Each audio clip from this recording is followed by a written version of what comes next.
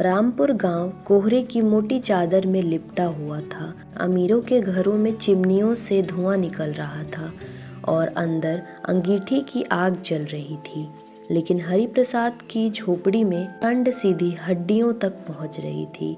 हरिप्रसाद के पास केवल एक पतली रजाई थी जिसे वे चारों बारी बारी से ओढ़ते थे।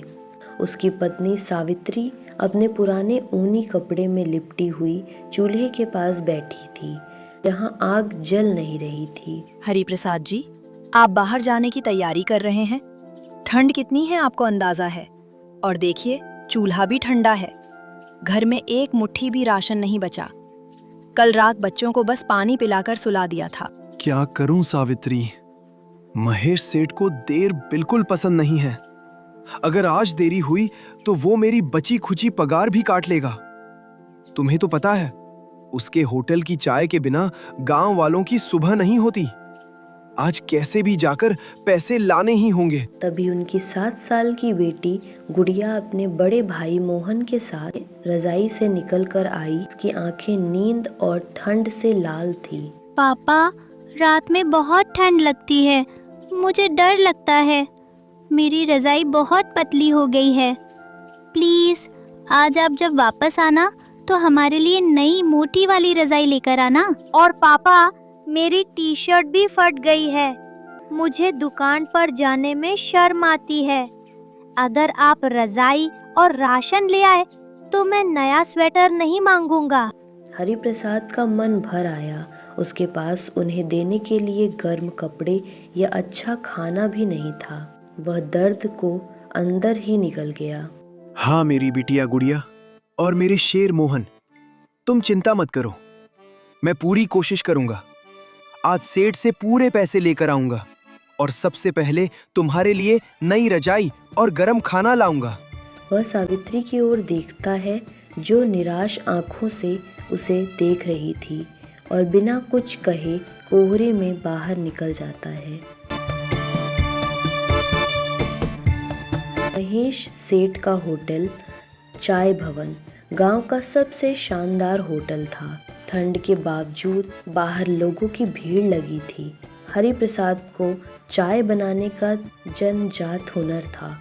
पढ़ा लिखा ना होने के कारण वही उसका एकमात्र सहारा था। ओए हरिप्रसाद, 6 बज गए, आज फिर देर?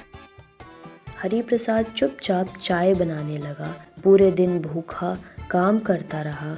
शाम को उसने हिम्मत करके पगार मांगी, लेकिन सेठ ने उसे टाल दिया और अपमानित करके भगा दिया।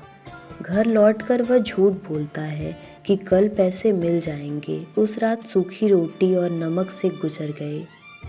अगले दिन भी वही अपमान। शाम को सेठ ने सिर्फ 100 रुपये थमा दिए। उन्हीं पैसों से हरिप्रसाद सब्जी और उधार में रजाई लेकर घर पहुंचा। यह रजाई उसके बचपन के दोस्त रघु ने दी थी।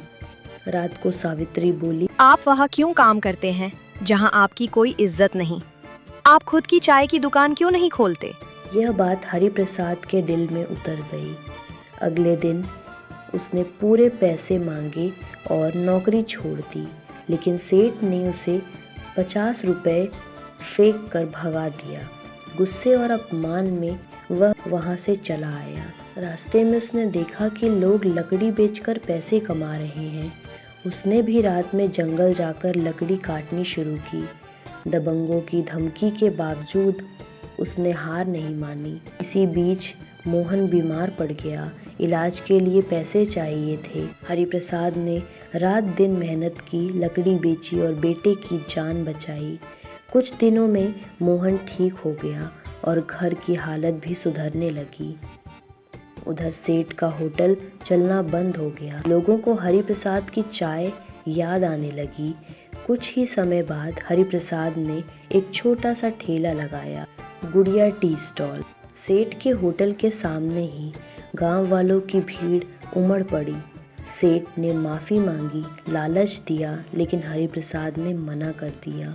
समय बीतता गया। गुड़िया टी स्टॉल गांव की पहचान बन गया। हरिप्रसाद ने पक्का घर बनाया, बच्चों को पढ़ाया और इज्जत की जिंदगी दी। सेठ ने बदले की कोशिश की, लेकिन पकड़ा गया और सज़ा हुई। कोर्ट ने हरिप्रसाद को मुआवजा दिया और सही फैसलों ने हरिप्रसाद की किस्मत बदल दी।